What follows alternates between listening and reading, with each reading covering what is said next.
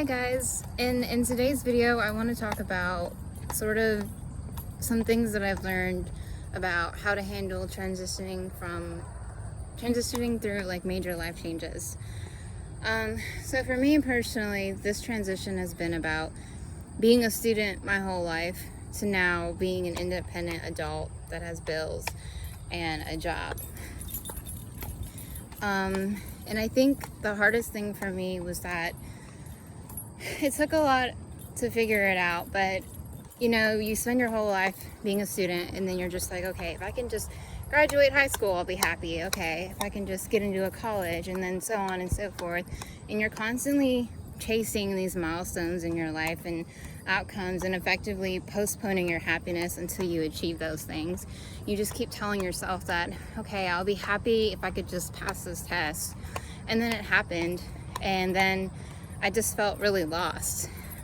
I felt unhappy, and I thought, well, this isn't right. This is what I've wanted for years, I should be bursting with joy, but I'm not. And I kind of realized that by telling myself I'd be happy once I reached certain points in my life, that I was just putting off my happiness and basically just chasing it by setting new things that would make me feel like I deserve to be happy. And it's hard whenever you've done that for so long and you kind of realize it now, and you're just like, how do I get out of this? It's so natural, and it's very human to want the next best thing. Like, that's how we evolved as a society. That's how we came up with all these awesome inventions and technology, is from dissatisfaction and wanting to do things better and wanting more. And it's amazing until it starts messing with your head, and you can't be happy with anything that you have. So the first thing I had to do was just sort of like think, okay, I don't want to just wake up every day and work be my whole life. I don't want to just be dragging myself out of bed every morning and then rushing to get back into bed after work because I'm tired and work has drained me. I don't want that. And I think that it also depends on the job you have. Like, ideally you would have a job that doesn't excessively drain you, but I feel like at some point work will get monotonous no matter where you are. So I had to figure out how I could make the most of my time, so that I wouldn't be just feeling like my job was consuming me, or became who I was.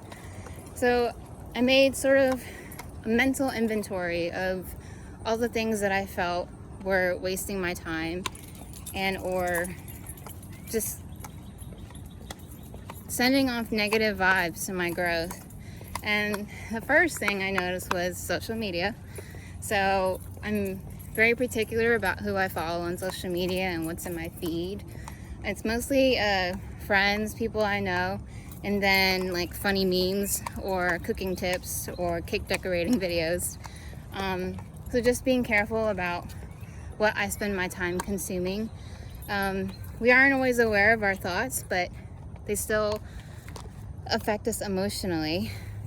So I think it's important to just be mindful of what you're staring at every day, what you're listening to. So social media was the first thing that I noticed. The second thing that I noticed was what I ate. So it's been such a long journey for me in trying to improve my diet. And you guys have probably seen this on my social media. I'll put a post about how I'm gonna eat healthy, and then I'm like, hot Cheetos. But I think it's all about gaining momentum, and as long as you keep trying to get better, then you will. So noticing the things that I ate, like I went through my pantry and I was just like, okay, I have all these sugary snacks, things like that. I have no self-control. So if they're here, then I'm gonna eat them. So I made a rule now to not buy any snacks, and if I do, I buy a small amount, or I make a plan to share it with someone else or see if other people will help me eat it, because I cannot have all of that by myself. And then I also went through and just got rid of any stuff that I knew would make me feel bad after I ate it. Like, I love chips. Like, I love chips so much. I can sit there and eat a whole bag, and it's just, that's never going to change. No matter how much fruit I eat, it's always going to be a part of me. So just realizing that, okay, I love chips. Doesn't mean I can't have them, but I can have a little bit. So if I had a bag of chips and I knew I was going to eat the whole thing, then I would eat a little bit of it, I would enjoy it, and then I would throw the rest away. Or I would see if anybody else wanted it. I sort of realized that, oh my God, your natural instinct is to think you're wasting food, you're wasting money by throwing that stuff away. But what I sort of realized is that it's not a waste of money if you're throwing away something that's going to cost you more money in maintaining your health later on down the road, right? Yeah, this food is cheap and it's on sale, but what is it really costing me to buy it? You know? Is it going to make me feel crappy? Is it going to,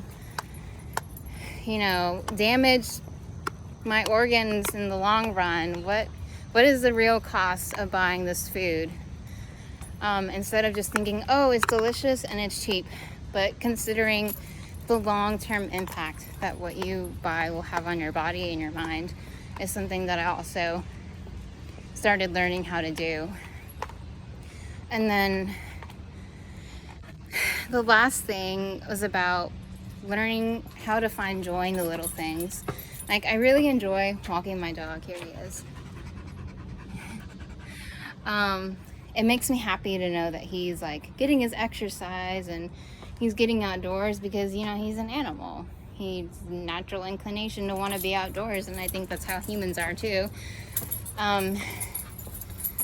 So finding joy in the little things, like reconnecting with my dog and making sure he gets good exercise and a lot of attention from me, making sure I spend time with my family and my friends, taking moments to just sit outside and do nothing. I don't have to be on my phone. I don't have to be playing a game.